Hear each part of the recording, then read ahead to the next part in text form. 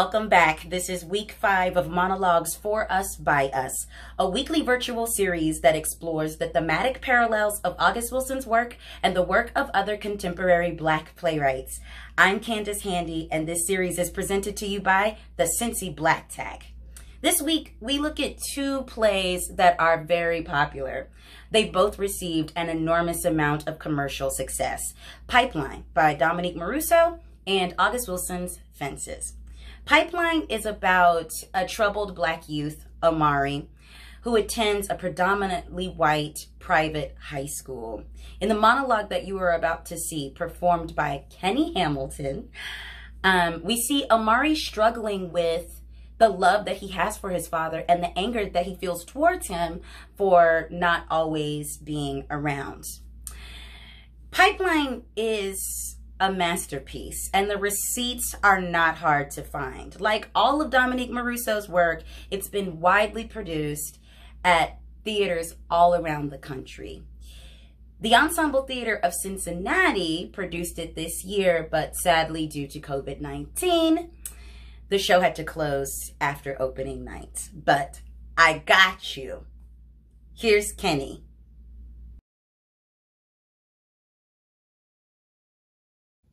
I woke up that day thinking about you. I hadn't seen or talked to you in weeks, but that check came on time. And I woke up with that check in my hand. And I had a feeling about that. Like, I didn't know what I wanted to say, but I wanted to say something to you. I called you, but you didn't even answer. So I went to class. And I'm sitting there listening to the class talk about Native Son. About the character Bigger Thomas and who he was and what led to his act of rage. On a day when I tried to call you, but you didn't answer, I sat there. And the teacher came and he's asking me, "Now, Mr. Joseph, what made Bigger Thomas do that to that girl? What were his social limitations? What made the animal in him explode?" And I said I didn't want to talk about it. But he kept asking. And I'm sitting there and we talking. Single mother this and Bigger Thomas that and social limitations and animals exploding. And I said, "Do not fucking call on me. I don't have the answer." And he kept pushing me and pushing me. And I stand up to walk out because I feel the room getting smaller. And I know this part of the story. And I know I'm becoming Bigger Thomas. And the teacher gets in my way. And he tells me to sit down. And he grabs me by the arm. Just like you grab me when you try to play daddy all of a sudden. When it's convenient for you, and I push that bitch. I threw him right into the fucking smartboard. I threw him like he was the monkey on my back. I threw him like he was you. And I wished it was you. I wished it was you so bad I had to pee. I almost fucking pissed myself right there in front of class. And I don't know if it was hate or if it was love that I was feeling. But I know why Bigger Thomas did what he did. And I hate that I know. But you, I hate more. You, I hate most of all.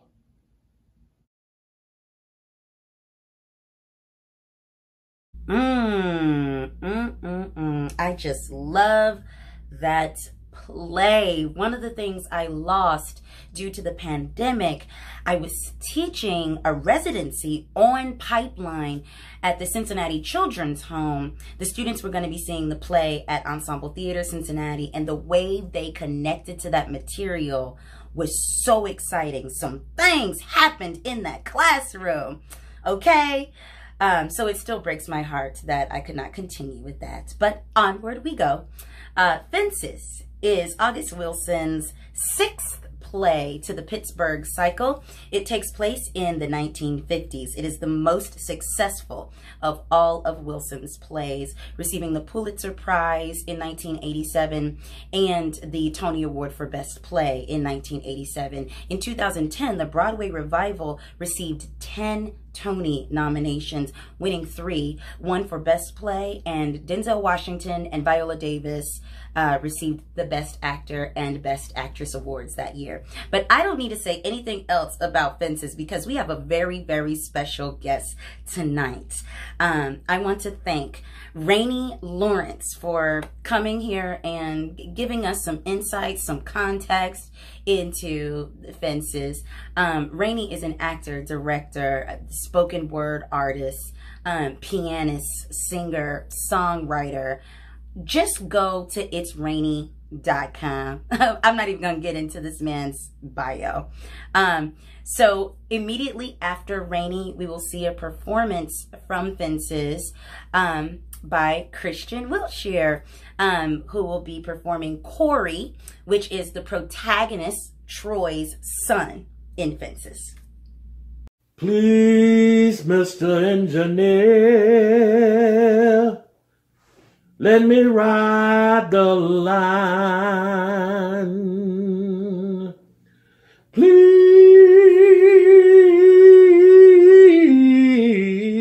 Mr. My favorite thing about August Wilson is that he unapologetically crafted these plays that tell the stories of Black people unapologetically living their lives. In 2019, I was honored to play Troy Maxson for the Cincinnati Shakespeare Company's production of Fences.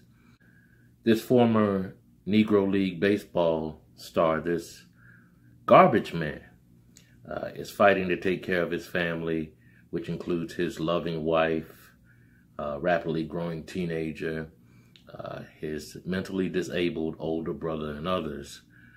This emotional Black neighborhood titan is struggling to keep up with the ever-changing world where he's not understood because not only is he in danger of no longer existing, but he's in danger of having no longer existed. Just the first scene of the play alone is a whirlwind. We are introduced to Troy kicking it with his best friend Bono, clowning on a Black co-worker who's trying to steal a watermelon. And this is in contrast to the epic yarns that he spends later about outwitting the devil and his triumphant battle against death. Death ain't nothing. I done seen him. I done wrestled with him. You can't tell me nothing about death. Death ain't nothing but a fastball on the outside corner. And you know what I'll do to that. This is a fraction of the cosmic tree carving that Troy Maxson, like another Wilson Titan, Boy Willie, is using to let you know, I was here. I love it. And in the very next scene, after he has metaphorically taken care of business with Rose and shut the house down, the very next scene, the first words to come out of his mouth are, I got the coffee on. That's pure Wilson. I love it. I've shown you who I am. I've shown you why they are afraid of me, why I'm such a threat. Now wake up. They're trying to knock the nose off the Sphinx. I love Troy Maxson. I'd love to play him again and again to remind audiences that he was here, that I was here, that August Wilson was here, all of us unapologetically here, that Black men were here, are here, and will continue to unapologetically be here.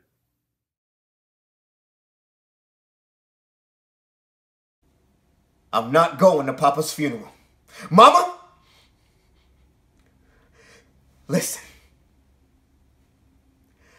I've got to say no to him.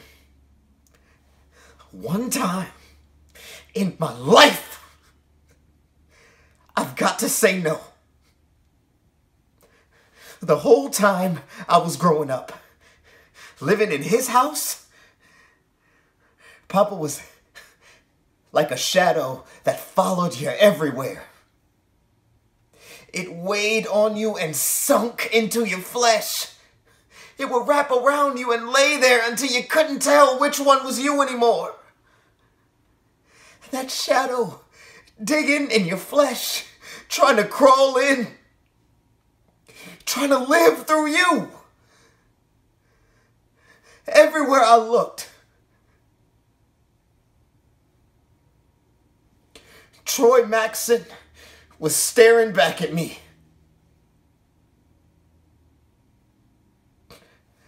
Hiding under the bed,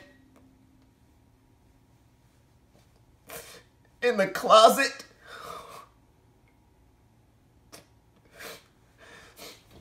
I'm just saying, I've got to find a way to get rid of that shadow, Mama.